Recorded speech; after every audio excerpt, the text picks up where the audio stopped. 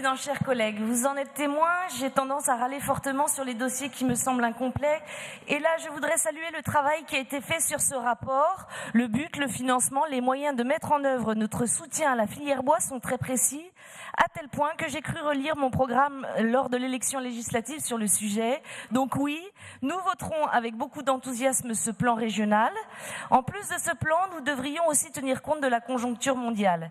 Demain, la Russie inondera le marché du bois avec ses résineux de qualité médiocre, venant du fond de la toundra jusqu'alors inexploités en raison des coûts de transport.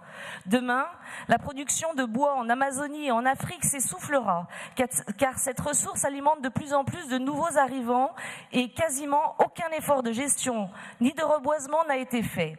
En France, nous produisons l'excellence, Douglas, chêne, soit des bois de haute qualité mécanique et durable. Nous pouvons déjà nous orienter vers une position de fournisseur de bois de haute qualité, d'autant que notre forêt est vieillissante, soit beaucoup de bois à maturité sur pied en réserve.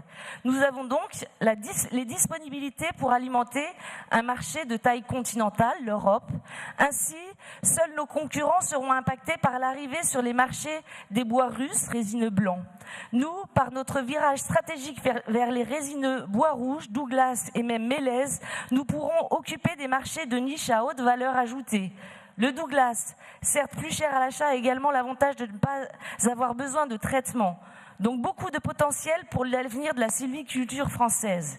Et pourtant, nous exportons du bois brut et nous importons des bois finis.